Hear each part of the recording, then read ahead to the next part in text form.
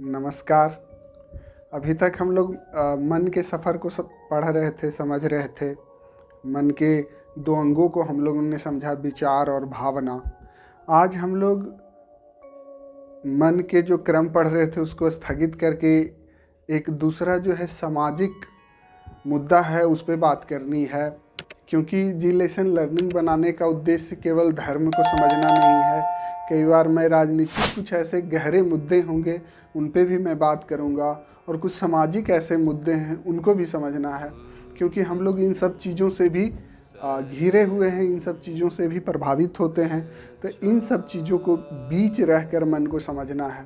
तो आज जिस मुद्दे पर हमको बात करनी है वो एक नैरेटिव है जो समाज में फैलाया जा रहा है, धर्म को लेकर, साधु संतों को लेकर जो नैरेटिव फैलाया जा रहा है। हमने देखा है कि कई मूवीज़ में, ये उदाहरण के तौर पे आप पीके को ले सकते हैं जो काफ़ी फेमस हुई थी। तो उस मूवी के दौरान मैंने जब पीके मूवी देखी तो हम देखे क्या कि उस जो मूवी, चाहे कितने घंटे की थी एग्जैक्ट मुझे याद नहीं, पर उसमें जितना देर मूवी में धर्म को लेकर जो चीज़ों को बताया गया, दिखाया गया, उसमें हिंदू धर्म के साधु संतों को टारगेट किया गया था। और भी जो मूवीज़ आप देखेंगे, हिंदू धर्म में अक्सर ये विवाद भी उठता रहता है। आप न्यूज़ चैनल वगैरह में भी देखते होंगे कई बार कि हिंदू धर्म को लेकर जो फिल्म मेकर्स होते हैं या आवाम भी जो इस तरह के वीडियोज़ बनाते हैं या कुछ सोशल मोटिवेशन करते हैं, ऐसे लोग भी जो है साधु संतों को लेकर काफ़ी स्वतंत्रता बरतते हैं। वो काफ़ी स्वतंत्र महसूस करते हैं हिंदू धर्म के खिलाफ या उसको ठेस पहुंचाने वाली भावना जैसी वीडियोस बनाने में वो कोताही नहीं करते हैं। कुछ ऐसे एग्जाम्पल घटे हैं जैसे कि आसाराम बापू और राम रहीम, लेकर उसको राम रहीम जैसा, उसके बाद जो है ये नैरेटिव और ज़्यादा सेट होने लगा है। ख़ास करके युवाओं में एक तरह से ये नैरेटिव सेट हो रहा है कि साधु संत झूठे होते हैं और वो कुछ जानते नहीं हैं, अज्ञानी होते हैं या व्यभिचारी होते हैं, गलत आचरण करते हैं या जनता को मूर्ख बनाते हैं, लोगों को मूर्ख बनाते हैं। ऐसा नैरेटिव एक सेट हो रहा है और इसमें समाज देख रहे हैं, काफ़ी रुचि भी ले रहा है। तो मुझे लगा कि एक बार ऐसे मुद्दों पे भी बात करनी चाहिए, लोगों तक सच्चाई की जांच पड़ताल करनी चाहिए, लोगों को समझाना चाहिए, बताना चाहिए कि आखिर इसमें हम लोग कैसे सोच सकते हैं, कैसे भ्रम से बच सकते हैं, क्या हकीकत है क्या नहीं।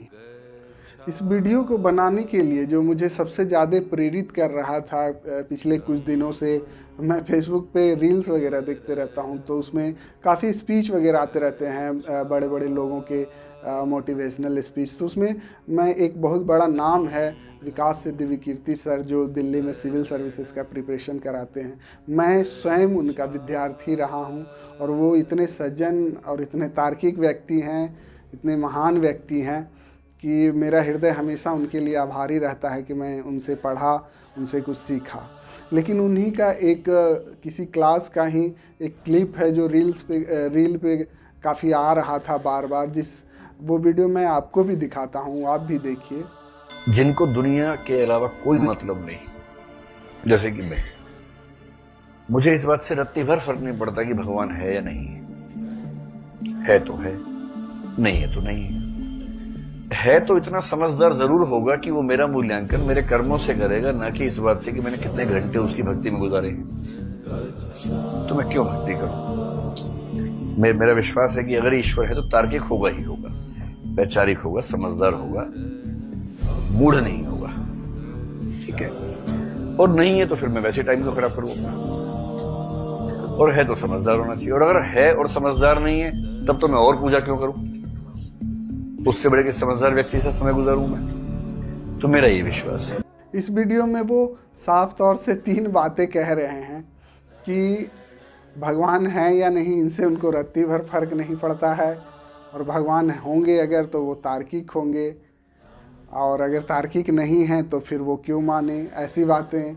और वो इसमें कह रहे हैं कि अगर वो तार्किक हैं तो कर्म के आधार पे किसी को फल देंगे या कुछ देंगे।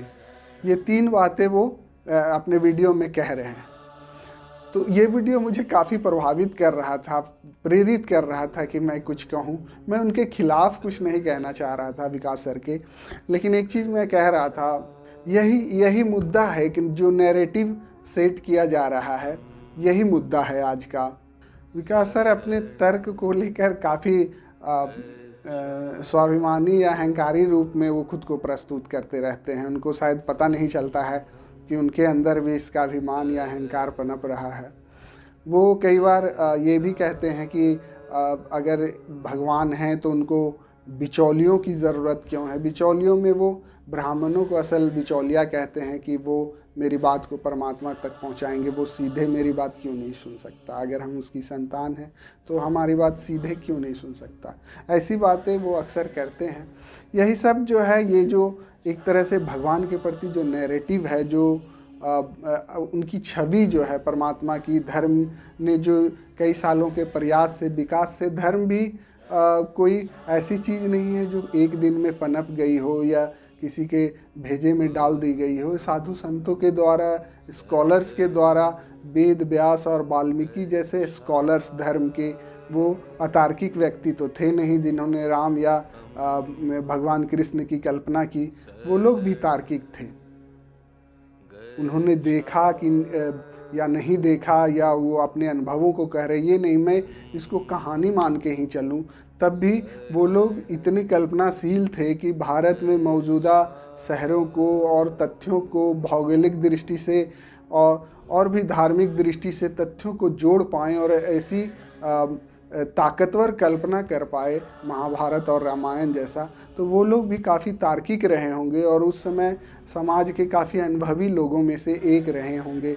तब उन लोगों ने ऐसी कल्पना की और उस पर बहुत साधारण तरीके से या बहुत ओछे भाव से उस पर जो ये टिप्पणी वगैरह लोग कर देते हैं रामायण पे या महाभारत पे, या भगवान के अस्तित्व पे जो टिप्पणी हो जाती है और ख़ुद को बहुत तार्किक साबित करने का प्रयास करते हैं, विवेकशील साबित करने का प्रयास करते हैं। उनको एक बार सोचना चाहिए कि जिन लोगों ने ऐसे ग्रंथों का और ऐसे वेद का रचना किया, क्या वो लोग वैसे लोग अतार्किक रहे होंगे या वैसे लोग कम बुद्धिजीवी रहे होंगे? क्या उस समय का समाज जो है, उस समय के जो ऋषि संत थे वो कम बुद्धिजीवी थे? वेद व्यास वाल्मीकि जैसे लोग कम बुद्धिजीवी थे? एक बार सोचना चाहिए इन लोगों को। ऐसे लोगों ने भगवान की कल्पना समाज को दी और इसकी आवश्यकता थी तब दी। अब मैं वो तीन बातों पे, 3-4 जो बात हैं जिसकी विकास सर ने चर्चा की, कि मैं ये विकास सर के लिए नहीं कह रहा या किसी की बुराई नहीं कर रहा, मैं ये जनता के लिए कह रहा हूँ, युवाओं के लिए कह रहा हूँ, जिनमें आजकल ये भावना बहुत प्रबल हो रही है कि साधु संत झूठे होते हैं। एक तरफ तो एक धारा ये भी है कि बहुत ज़्यादा युवा आजकल सन्यासी भी बन रहे हैं, लेकिन एक धारा ऐसा भी है जो खास करके हिंदू धर्म के लोग जो हैं इस चीज़ को मानने और फॉलो करने लगे हैं। आप विकास सर का जो ये वीडियो है, मैं अगर होगा संभव तो इसका लिंक डिस्क्रिप्शन में डाल दूंगा, इस रील का, इस फुटेज का। उसके कमेंट सेक्शन में आप जाके पढ़ें, ज़्यादातर लोगों ने, मेरे ख्याल से 80 से 90% जो कमेंट है वो विकास सर के अगेंस्ट है, उनके विचार के अगेंस्ट है। लोगों को ठेस पहुंची है, आहत पहुंची है ऐसी भावनाओं से। तब विकास सर ये नहीं कह सकते कि ये सारे व्यक्ति अतार्किक हैं या विकास सर से कम बुद्धिजीवी हैं। बुद्धि खुद विकास सर कई वीडियोज में कहते हैं कि खुद को गुरु मानना ही असहज बात है, या DU के प्रोफेसर का एग्जाम्पल देते हैं कि वो खुद कहते हैं कि हम स्टूडेंट हैं। और विकास सर जैसे ऐसे कई बार ऐसे भूलें होती हैं, ये उनसे एक भूल के रूप में हुई है जिसमें उन्होंने ऐसी बातें कही। उनके जो कुछ वीडियो में जो 3-4 जो बिंदु हैं उस पर मैं थोड़ा सा कहना चाह रहा था कि अगर परमात्मा है तो उनको रत्ती भर फर्क नहीं पड़ता। तो परमात्मा प्रकृति है, प्रकृति ही परमात्मा है। तो जिस तरह प्रकृति में जैसे कि जो भूमि है, हमारी ज़मीन है, जो मिट्टी है, उसमें कई तरह के बीज बोए जाते हैं, कई तरह के फूल बोए जाते हैं। आप कल्पना कीजिए कि ये मिट्टी एक किस्म की है, एक तरह की है मिट्टी, और उस पर आप कई तरह के बीज डाल दें। कई तरह के फूलों के पौधे बो दें तो देखेंगे कि कई तरह के पौधे कई रंग इसमें धरती से निकाल लेते हैं। कुछ फूल इस मिट्टी से लाल रंग को निकालने में सफल हो जाते हैं, कुछ सफ़ेद रंग, कुछ गुलाबी, कुछ और भी रंग, नीला, ब्लू, इस तरह के कई रंग जो हैं ये इस धरती से निकाल लेते हैं। कुछ पौधे जो हैं चावल निकालते हैं, कुछ जो है मीठापन निकाल लेते हैं, फल में मीठापन आ जाता है। इसी धरती से कई तरह के स्वाद, कई तरह के रंग, कई तरह के रिच मिनरल्स, जीने के लिए आवश्यक पोषक तत्व सब इस मिट्टी से पौधे निकालने में सक्षम होते हैं, पेड़ निकालने में सक्षम होते हैं। मिट्टी किसी के साथ कोई भेदभाव नहीं करता। मिट्टी आपको लाल रंग चाहिए तो लाल रंग दे देता है, किसी को सफ़ेद चाहिए तो सफ़ेद दे देता है, किसी को मिठास चाहिए तो मिठास दे देता है, किसी को भोजन चाहिए तो भोजन दे देता है। प्रकृति का अर्थ ही होता है स्वतंत्रता। आपको जो चाहिए आप उनसे ले लें, वो आपको इससे स्वतंत्र रखती है कि आपकी आवश्यकता क्या है, आपको क्या चाहिए। उनके पास हर चीज़ है, मिट्टी में हर चीज़ है, आपको जो चाहिए ले। अर्थात मिट्टी अर्थात प्रकृति हर रूप से आपको हर तरह से संभव प्रयास करती है कि आप जो होना चाहते हैं हो सकते हैं, वो कभी इसमें रुकावट या बाधा नहीं बनेगी। आप स्वतंत्र हैं इसके लिए, जिस रंग को चाहिए आप ले सकते हैं। मनुष्यों के साथ भी ये लागू होता है कि आप जैसी विचारधारा से ओतप्रोत होना चाहते हैं हो सकते हैं, जो मानना चाहते हैं मान सकते हैं, कोई इंटरफेरेंस नहीं है। प्रकृति इसमें कोई बाधा नहीं खड़ी करती। आप परमात्मा को मानना चाहते हैं तब भी प्रकृति इसमें कोई बाधा नहीं खड़ी करेगी, और आप परमात्मा को नहीं मानना चाहते हैं तब भी इसमें प्रकृति कोई बाधा नहीं खड़ी करती है। ये आपकी बिल्कुल निजी स्वतंत्रता है। प्रकृति से ही तो हम सीखते हैं, प्रकृति से ही तो हम जानते हैं कि असलियत में प्रकृति का बिहेव क्या है और भी चीज़ों के प्रति। तो आप जैसे इस एग्जाम्पल से आप देखें कि प्रकृति जिसको जो होना है उसको होने में मदद करती है, ना कि उसको किसी तरह का बाधा देती है, बाधा पहुंचाती है। उस तरह मनुष्यों में भी जिस तरह का बौद्धिक विकास होना है, जो होना है उसको होने देती है, उसमें वो किसी तरह का हस्तक्षेप नहीं करती है। तो परमात्मा इस तरह का गुणधर्म है, इस तरह के गुणधर्म को धारण किए हुए हैं कि वो ज़्यादातर मामलों में हस्तक्षेप नहीं करते हैं जब तक प्रकृति संतुलित रहती हो। इसलिए आप परमात्मा को मानते हैं या नहीं मानते हैं, जिस तरह से आपको नहीं फर्क पड़ता है उस तरह से प्रकृति या परमात्मा को भी कोई फर्क नहीं पड़ता है कि आप माने या ना माने। समुद्र में रहने वाली मछली अगर कह दे कि कोई ज़मीन नहीं होती है, ज़मीन पे कोई पेड़ पौधे नहीं होते होंगे, कोई जीव नहीं होती होगी, कोई संसार नहीं होता होगा, संसार अगर कोई है तो केवल जल वाला संसार है, तो इससे क्या फ़र्क पड़ता है कि मछली क्या कहती है। ज़मीन वाली सच्चाई तो है, भूमि तो है, जीवन तो है। तो ये अपने अपने विचार की बात है सर, और इसमें भगवान है या नहीं, जिस तरह से आपको नहीं फ़र्क पड़ता है परमात्मा को भी नहीं फ़र्क पड़ता है। और दूसरा जो उन्होंने कहा कि अगर भगवान तार्किक होंगे तो वो कर्म के आधार पे फैसले देंगे, ना कि उनकी कितनी कौन पूजा पाठ करता है। तो इस बात की भी स्वतंत्रता है सर कि कौन कितना पूजा पाठ करता है या कैसा कर्म करता है। और भगवान अगर तार्किक होंगे तो मेरी कल्पना में वो दृष्टावान भी होंगे, उनको देखने की भी क्षमता होगी। अगर आप ये सोचते हैं कि जो ब्राह्मण है, मैं भी ब्राह्मण नहीं हूँ, मुझे भी ब्राह्मणों से कुछ हद तक कुछ समस्याएं दिखाई देती हैं, पर वैसा मुझे वो नहीं दिखता कि वो लोग गलत करते हैं।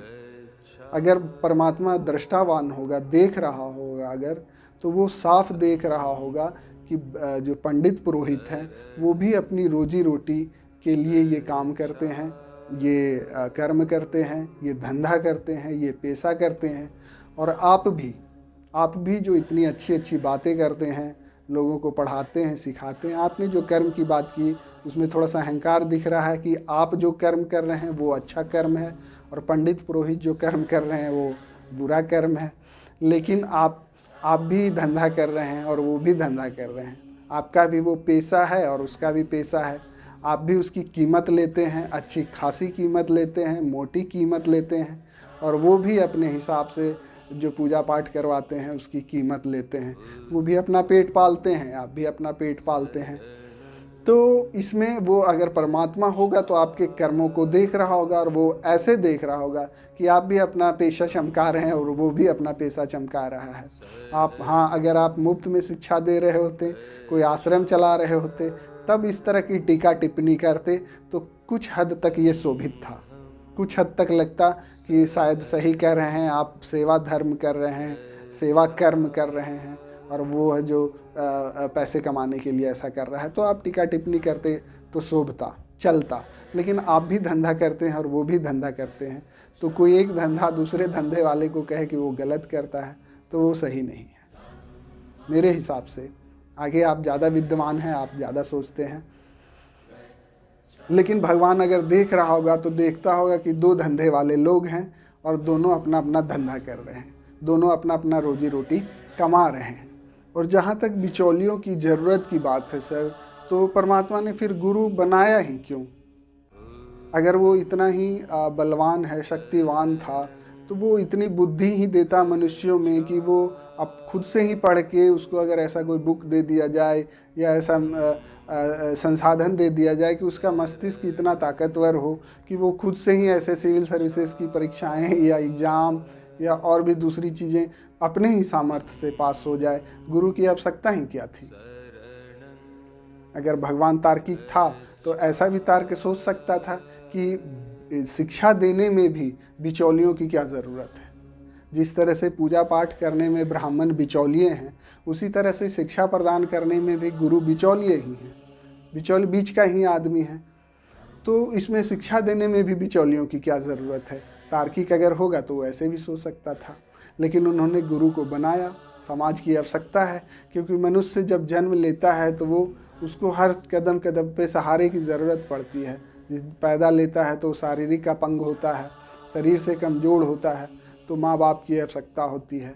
सब फिर और थोड़ा बड़ा होता है, समाज की आवश्यकता होती है, गुरु की आवश्यकता होती है।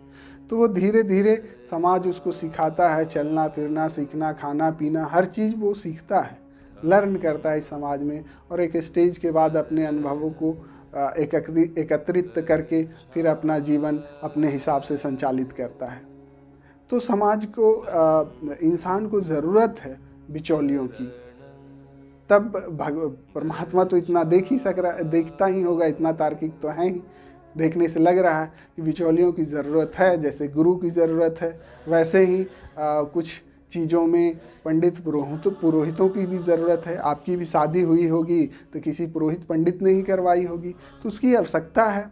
नहीं तो इसी एग्जाम्पल को लेते हैं कि पति पत्नी का जो संबंध होता है बिल्कुल मानसिक संबंध है, वो ना हमारा कोई नैसर्गिक संबंध है, ना कोई प्राकृतिक संबंध है। बिल्कुल एक तंत्र मंत्र कहें या मंत्रों के द्वारा या समाज के द्वारा बनाई गई एक बिल्कुल सामाजिक व्यवस्था है, इसमें कुछ प्रकृति का योगदान नहीं है। उसी मंत्र के दम से कहिए या उस समाज के प्रभाव से कहिए कि पति पत्नी इतने असहज रिश्तों में भी साथ रह लेते हैं, तो ये उसका प्रभाव है, उसका देन है कि हम लोग रहते हैं वैसे रिश्तों में भी जो बिल्कुल अनजान हैं और एक दूसरे के साथ रह लेते हैं। तो ये उसका ज़रूरत है समाज को, उसका प्रभाव है, इसलिए वो चीज़ें एग्जिस्ट करती हैं। ऐसी जो बातें होती हैं कि जो ये पुरोहित पंडित होते हैं वो जो मंत्र बोलते हैं, ऐसा जो नैरेटिव सेट किया गया है, मेन जो दिखाया जाता है कि ये लोग जो चीज़ बताते हैं वो खुद भी नहीं जानते। तो जो मंत्र का उच्चारण करते हैं या जो शिक्षाएं देते हैं उसका पालन ये भी नहीं करते हैं, कहने को ये बड़ी बड़ी बातें कहते हैं, सच्चाई, धर्म, और ये लोग भी लोभी और पाखंडी होते हैं, इसलिए इनको शक की दृष्टि से देखा गया है। तो ये चीज़ तो एग्जिस्ट करेगी, क्योंकि इंसान हैं सब, चाहे वो गुरु हो और चाहे वो पंडित पुरोहित हो और चाहे स्टूडेंट हो या कोई पूजा पाठ करवाने वाले लोग हों, सब इंसान हैं। और इंसान में वो हर चीज़ें एग्जिस्ट करती हैं, जिसको आप कुछ अच्छी चीज़ें कह सकते हैं और कुछ बुरी चीज़ें कह सकते हैं। कम बेस मात्रा में सब कुछ निहित होता है। ये इतना तो आप भी समझते होंगे कि हर इंसान में हर बुराई भी एग्जिस्ट करती है और अच्छाई भी एग्जिस्ट करती है। अब किस पे किसका कितना संयम है, ये उसके अभ्यास, उसके चिंतन और मनन पे निर्भर करता है। रही बात बुराई की, मैं ईमानदारी से ये कह सकता हूँ कि मेरे अंदर वो सब बुराइयाँ हैं जो जिसको आप सबसे बुरा या समाज में और जो लोग कर रहे हैं, वो सारी बुराइयाँ मेरे में भी होगी। मैं भी जब किसी स्त्री को देखता हूँगा तो मेरे अंदर भी वासना उठती है। ये अलग बात है कि मैं रेप नहीं करता हूँ। मैं भी किसी पे क्रोधित होता हूँ तो उसको जान मार देने की भावना मेरे में अंदर में भी आती है। ये अलग बात है कि मैं मर्डर नहीं करता हूँ। कुछ लोग करते हैं, कुछ लोग नहीं करते हैं। तो ये एक दूसरा मैटर है कि उनका उस पर नियंत्रण कितना है, उनकी भावनाओं पे, उनके विचारों पे। लेकिन बात रही अस्तित्व की, उनके अंदर अच्छाई और बुराई होने की, तो सब मनुष्य में कमोबेश हर चीज़ एग्जिस्ट करती है। आप में भी वो चीज़ एग्जिस्ट करती है कमोबेश। अब उसके साथ आपने अभ्यास किया, उसका अच्छा नियंत्रण कर लेते हैं। आप क्रोध पे अच्छा अभ्यास किए हैं तो आप कम क्रोधित होते हैं। लेकिन इसका ये कभी मतलब नहीं है कि आपको क्रोध नहीं आता है। अगर आप ऐसा कहते हैं तो आप 100% झूठ बोलते हैं, या फिर आप इंसान नहीं हैं कि आपको कोई कुछ भी कर ले आपको क्रोध नहीं आएगा। तो कमोबेश हर चीज़ हर इंसान में एग्जिस्ट करती है। बिचौलिए हों तो कुछ बिचौलिए हो सकते हैं, कुछ पंडित पुरोहित को मतलब पता ना हो, लेकिन बहुत से ऐसे पंडित पुरोहित भी हैं जिनको उनका मतलब पता है, उन्होंने पढ़ी है, शिक्षा ली है, वैदिक शिक्षाएं ली है, धर्म को सीखा है, समझा है, और वो सच्ची मानसिकता से, अच्छी मानसिकता से, दिल से वैसे पेशे करते हैं जैसे आप जो पेशा कर रहे हैं, पढ़ाते हैं, दिल से पढ़ाते हैं, मन से पढ़ाते हैं। मैंने आपको अनुभव किया है। वैसे गुरु भी हैं, वैसे संत भी हैं, वैसे साधु भी हैं, वैसे पंडित पुरोहित भी हैं। हाँ, उसमें कुछ लोभी भी हैं जिनको उस पर कंट्रोल नहीं है, लालची लोग भी हैं, पाखंडी लोग भी हैं, लेकिन सब नहीं। जैसा मैंने कि कहा कि ये उनके अभ्यास की बात है। कुछ लोगों ने उस वैसी भावनाओं पर नियंत्रण किया, कुछ ने नहीं किया।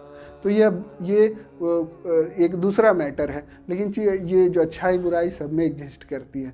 तो सबको एक तराजू में तौल देना कि सारे जो बिचौलिए कह के ऐसे शब्दों का प्रयोग करके कि परमात्मा तक हमारी बात पहुंचाने के लिए बिचौलियों की क्यों ज़रूरत है, तो ऐसे शब्द मेरे ख्याल से नहीं इस्तेमाल करना चाहिए। हिंदू धर्म की आस्था को, भावना को जो लोग मानते आए हैं, उन सब चीज़ों को उनको ठेस पहुंचती है। और आप जैसे इतने जिम्मेदार व्यक्ति इस तरह से गैर जिम्मेदाराना शब्दों का इस्तेमाल नहीं करना चाहिए।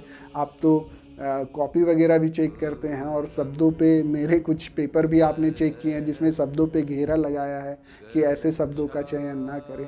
तो आपको भी थोड़ा सजग रहना चाहिए और ऐसे शब्दों का चयन नहीं करना चाहिए। बिचौलिए जैसे शब्द और दलाल जैसे शब्द जो हैं, इस तरह के काफ़ी अपमानजनक शब्द हैं जो धार्मिक गुरुओं के लिए, धार्मिक संतों के लिए, पुजारियों के लिए, पुरोहितों के लिए ऐसे शब्दों का इस्तेमाल करना उचित नहीं है।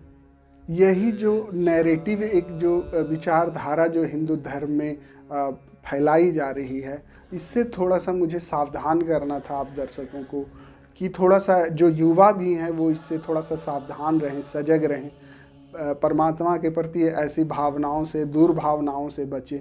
मानना ना मानना आपका बहुत निजी मैटर है, ना माने कोई बात नहीं, माने तो भी अच्छी बात है, लेकिन विकृति ना बनाएं परमात्मा को लेकर, ऐसे विचारधारा को विकृत ना करें, बुरा दुर्भाव से ना भरें, जो ऐसे कर्म करते हैं उनके प्रति दुर्भावना से ना भरें, अपने मन में उनके प्रति ईर्ष्या जैसे भावों से ना भरें, तो ज़्यादा बेहतर है। और रही बात कि सच क्या है, सच को कैसे जाने, या रही बात कि परमात्मा है या नहीं, या गुरु संत सही है या नहीं, मैं आपको स्पष्ट रूप से यह कह दूं कि धरती पे कोई गुरु सही नहीं हो सकता है, या धरती पे कभी भी कोई संत सही नहीं हो सकता है। ये सवाल ही नहीं है। मेरा जो खोज है, मैंने संतों को भी सुना है, और जो हमारे कुछ ग्रंथ हैं उनको भी पढ़ा, और मैंने ज़्यादा बहुत अध्ययन नहीं किया कि सारे वेद पढ़ लूँ और सारे संस्कृत श्लोक याद कर लूँ, लेकिन मैंने जो इशारे, मैं हमेशा कह रहा था कि जो मैंने इशारे जो देखे हैं उसमें सब में ये सवाल है कि आपको क्या चाहिए, आप क्या हैं, आप एक अच्छे शिष्य हैं कि नहीं, आप में वो गुण धर्म है कि नहीं।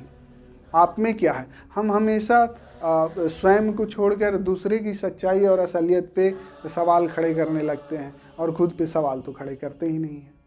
ये एक जो सोचने का तरीका है, ये इतना बेकार तरीका है। और सबसे पहली तलाश, सबसे पहली खोज आपको खुद से करनी चाहिए। परमात्मा है या नहीं इसका कोई पता नहीं, किसी के पास कोई जवाब नहीं है, किसी के पास कोई एड्रेस नहीं है, लेकिन आप हैं इसका पता आपको तो है। हम तो हैं, परमात्मा नहीं है ना सही, हम तो हैं। और सबसे जो जो धर्म है या जो ग्रंथ हैं, हिंदू धर्म की जो खोज है वो स्वयं की तलाश। अध्यात्म शब्द का ही अर्थ है आत्म अध्ययन। परमात्मा का तो अध्ययन है नहीं, अध्यात्म का तो सीधा मतलब है आत्म अध्ययन, खुद का अध्ययन, खुद को देखना, खुद को समझना। परमात्मा को समझने की तो बात ही नहीं है अध्यात्म में कभी भी।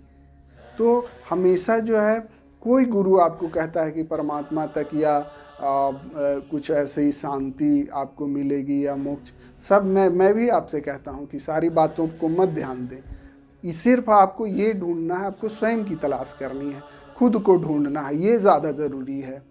और इसी सारे धर्म इसी बात की खोज कर रहे हैं, इसी बात की चर्चा कर रहे हैं।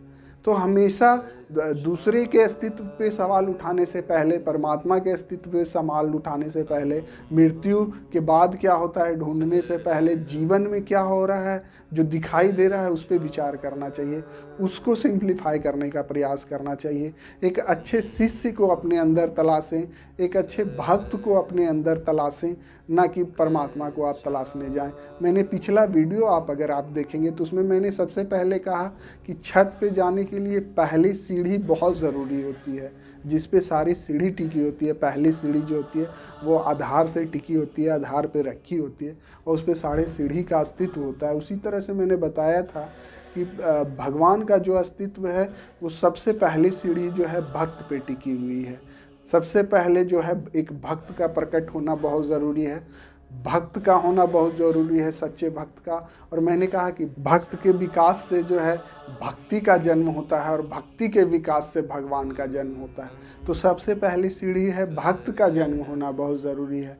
अगर किसी के अंदर भक्त का जन्म हो जाता है तो वो फिर भगवान का जन्म होगा, अगर वो सार्थक दिशा में प्रयास करता है तो वो उसकी अपनी उपलब्धि है। जैसे शराब पीने वालों को नशा लग जाता है तो शराब की अपनी उपलब्धि है, अपना मार्ग है। उस तरह से भक्ति की अपनी उपलब्धि है, अपना नशा है, अपना मार्ग है, अपनी वो डेस्टिनेशन है। मैं पिछले कुछ वीडियोस में जो मैं कह रहा था कि जो भी पाना है हम लोग का जो लक्ष्य है, परमात्मा, शांति, मोक्ष, जिसको भी आप कह लें, सारे ऐसे सारे वर्ड, सबको पाने के जो 4 मार्ग सुझाए हैं ग्रंथों ने, पुराणों ने, वेदों ने, वो 4 मार्ग थे। मैंने बताया भी था कि प्रेम योग, कर्म योग, ज्ञान योग और भक्ति योग, ये 4 मार्ग जो हैं जिसकी हम आगे चर्चा भी करें।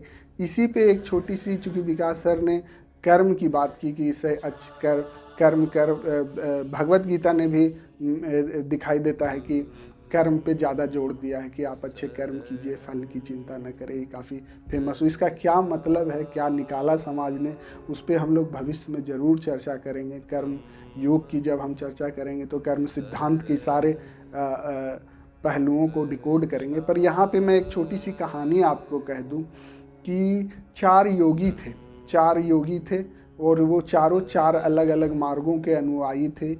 एक योगी कर्म योगी था, एक योगी ज्ञान योगी था, एक योगी भक्ति योगी था और एक योगी प्रेम योगी था। चारों आपस में हमेशा विवाद करते थे कि कर्म योगी का ये तर्क था कि कोई कितना भी ज्ञानी हो, कितना भी भक्ति करता हो, कितना भी प्रेम करता हो, लेकिन अगर वो सही कर्म नहीं करता हो, अच्छे काम नहीं करता हो, तो परमात्मा उसको कैसे मिलेंगे अगर वो अच्छे कर्म ही ना करता हो। जो ज्ञान योगी थे उनका तर्क था कि चाहे जो कितना भी अच्छा कर्म करता हो, कितनी भी भक्ति करता हो, कितना भी प्रेम करता हो, लेकिन अगर उसको सच का ज्ञान ही ना हो तो उसको परमात्मा कैसे मिलेंगे। जो भक्ति योगी थे उनका कहना था कि कोई कितना भी अच्छा कर्म करता हो, कितना भी उसको ज्ञान हो, कितना भी प्रेम करता हो, लेकिन अगर वो परमात्मा की भक्ति ही ना करता हो, उसके अंदर भावना ही ना हो, आस्था ही ना हो, तो परमात्मा उसको कैसे मिलेंगे। और जो प्रेम योगी कहता था, उनका तर्क था कि चाहे कोई कितना भी अच्छा कर्म करे, चाहे कोई कितना भी ज्ञानी हो, चाहे कोई कितना भी भक्ति कर ले, अगर वो परमात्मा से प्रेम ही ना करता है, परमात्मा से उसका लगाव ही ना हो, उसके हृदय में उसके लिए प्रेम के फूल नहीं खिलते हों, तो परमात्मा उनसे कैसे मिलेंगे। ये चारों मार्गों के अनुयायी थे। ये कथा है कि ऐसे चारों का तर्क था। तो एक बार ऐसा घटना घटता है कि वो लोग आसपास के ही एरिया में रहते थे, जंगल में रहते थे। तो वो चारों संयोग ऐसा बना कि एक बार एक ही रास्ते पे एक साथ मिल गए और वार्तालाप करते जा रहे थे आपस में। वही तर्क वितर्क होता जा रहा था। तो अचानक वर्षा होने लगती है। वर्षा होने लगती है तो जंगल में ही पास में ही एक छोटा सा मंदिर होता है जहाँ पे शिवलिंग होता है। तो वो लोग दौड़ के उस मंदिर में चले जाते हैं और वहाँ पे सब एक साथ खड़े हो जाते हैं। तो परमात्मा वहाँ पे अवतरित हो जाते हैं और चारों को दर्शन देते हैं। तो चारों वहाँ पे नतमस्तक हो जाता है परमात्मा के, उनके पाँव पकड़ लेता है और वो कहता है कि मैंने, चारों योगी कहते हैं कि मैंने जीवन में इतनी तपस्याएं की। ज्ञान योगी कहता है मैंने इतना ज्ञान हासिल किया, ज्ञान योग के जो अनुयायी थे। भक्ति योग वाले कहते हैं मैंने इतनी आपकी भक्ति की। प्रेम वाले योगी कहते हैं कि मैंने आपसे इतना प्रेम किया कई सालों तक। और जो कर्म योगी कहते हैं कि मैंने जीवन में इतने सही कर्म किए, अच्छे से कर्म किए, नियमों का पालन किया। आज तक आपने कभी कोई दर्शन नहीं दिया, आज तक आपने कभी महसूस नहीं करवाया कि मैं हूँ, और आज अचानक से आप हमारे सामने प्रकट हो गए हैं। तो मुझे बताइए कि ऐसा क्यों है। तो परमात्मा ने कहा, सिंपल एक लाइन में एक बात कही कि मैं उस वक्त की प्रतीक्षा कर रहा था, उस लम्हे की प्रतीक्षा कर रहा था जब ये चारों, तुम चारों एक छत के नीचे आ जाओ। तो ये कथा एक इशारा है कि ये चारों बीज जो हैं आपके अंदर होने चाहिए, तब परमात्मा तक का मार्ग सशक्त होता है, न कि कोई एक से। इनकी आगे चर्चाएं हम करेंगे एक एक की, सारे मार्गों की। मैंने ये बस कुछ तर्क और वो उसके लिए और जो हिंदू धर्म में जो नैरेटिव सेट किया जा रहा है उसके लिए मैंने एक छोटी सी कहानी कही, ताकि आप लोग और विकास सर जैसे लोग इस बात को समझें। मेरा कभी उद्देश्य उनका दुष्प्रचार करना नहीं। मैं उनका बहुत बड़ा फ़ैन कह सकते हैं आप हैं। मेरे जीवन में क्रांतिकारी बदलाव आया था जब मैंने 2012 में सिविल सर्विसेज की तैयारी के लिए मैं दिल्ली गया और उनसे पढ़ा। मैं काफ़ी खुशनसीब समझता हूँ अपने आप को कि मैं उनका शिष्य रहा हूँ। लेकिन कई बार बड़े लोगों से भी कुछ भूलें होती हैं, ज्ञानियों से भी कुछ भूल होती हैं। वैसी भूल मुझे लगी और मुझे लगा कि एक बार ऐसा कहना है। सबसे बड़ी बात जो मुझे आंदोलित करती है कि जो फिल्म में भी इस तरह की बात, जो दोस्त हैं उन लोगों के जो युवा हैं उनसे ऐसी बातें, मैंने इसी वीडियो के, जो वीडियो मैंने आपसे शेयर किया विकास सर वाला, उसके कमेंट सेक्शन में मैंने बहुत सारी चीज़ें पढ़ी। उसमें एक व्यक्ति का एक कमेंट था, वो समर्थन करके असल में ये कह रहा था कि लोग जो है अंधविश्वासी इतना हो गए हैं कि कुछ लोगों को लगता है कि मंगल को मीट मुर्गा नहीं खाओ और बुधवार को खाओ तो मंगल को पाप है और बुध को धर्म है। ऐसी चीज़ें भी लोग कह रहे थे समर्थन में। खैर वो एक अलग बात है। लेकिन अगर आप तर्क करने के, तर्क की दृष्टि से सोचें तो अगर किसी, मान ले कि कोई संत है, पुरोहित है और वो जानता है कि लोग मांस मच्छी खाएंगे ही, तो अगर उसने ऐसी व्यवस्था की कि इसको कैसे पहले कम किया जाए। जब डॉक्टर भी आपको कहेगा, जब कोई ज्ञानी आपको कहेगा कि अगर आप सिगरेट पीते हैं 10 सिगरेट तो पहले आप बिल्कुल बंद ना करें, आपसे नहीं हो पाएगा। शुरुआत में अगर आप डेली 10 पीते हैं तो पहले दिन आप प्रयास करें कि 9 पिए। तो ये बात आपको बहुत तार्किक लगेगी किसी साइकोलॉजिस्ट की, कोई डॉक्टर की अगर ऐसी बात करेगा तो आपको लगेगा कि बहुत तार्किक बात है। लेकिन धर्म अगर कहता है कि मंगलवार को हनुमान जी के नाम पे या किसी नाम का बहाना लेकर कि आप मीट मछली ना खाएं, तो आपको ये अंधविश्वास लगता है, क्योंकि आपने एक नैरेटिव सेट किया है कि ये लोग जो हैं मूर्ख हैं या ये लोग पाखंडी हैं, इसलिए आप ऐसे सोचते हैं। डॉक्टरों के बारे में आपको, चूँकि उस दर्द से पीड़ित हैं, उस नशे को आप छोड़ना चाहते हैं, तो उनकी बात आपको बहुत तार्किक लगेगी। धर्मों का भी एक ये प्रयास है कि जीव हत्या पहले थोड़ी कम की जाए। अगर जब जो लोग मंगलवार को नहीं खाते हैं, उनको अगर आदत पड़ जाए कि मंगल को नहीं खाते हैं, 10 साल तक मंगल को नहीं खाएं, तो उनको फिर एक डोज और दे दिया जाए कि बृहस्पति को भी ना खाएं, तो संभव है कि वो इसका भी अभ्यास करेंगे। और ऐसे करके कुछ हद तक उनके जीवन से जो है जीव हत्या को कम किया जा सकता है। तो इसमें कौन सा पाखंड किसी को दिखाई देता है और क्या दिखाई देता है, मुझे नहीं समझ में आता है। तो जो हिंदू धर्म को एक जो दुष्प्रचार कर रहे हैं लोग, एक जो नैरेटिव बनाने की कोशिश कर रहे हैं हिंदू धर्म के प्रति, इसकी आस्था को कमज़ोर करने का जो प्रयास किया जा रहा है, तो मैं लोगों से गुजारिश करूंगा कि ऐसी चीज़ों से बचें, ऐसे फिल्मों से बचें, ऐसे फिल्मों को प्रोत्साहित करने से बचें, ऐसे कंटेंट से बचें और अपनी विचारधारा को थोड़ा सही रखें और परमात्मा पे बिल्कुल भरोसा रखें, विश्वास रखें। अस्तित्व में परमात्मा है, बिना ऊर्जा के, बिना शक्ति के एक छोटा सा दाना इधर का उधर ना होगा। और इतनी बड़ी प्रकृति, इतने अनंत प्रकृति, इतने ग्रह, इतने सूरज, इतने तारे, सब इतने ऊर्जावान हैं, इतनी शक्ति के साथ हैं, तो वो बिना किसी परमात्मा के संभव नहीं है। इतनी सारी चीज़ें काफ़ी संतुलित तरीके से कई अरब वर्षों से चल रही है, तो वो बिना परमात्मा के संभव नहीं है या नहीं है। खैर, इस पे हम लोग विवाद करना ही नहीं चाहिए। मैंने जैसा कि कहा कि अपने को तलाशने का ज़्यादा प्रयास करें बजाय परमात्मा के। अगर किसी को मेरी बात बुरी लगी हो तो मैं क्षमा प्रार्थी हूँ। अपना ख्याल रखें और अपना अध्ययन करते रहें। शुभ रात्रि।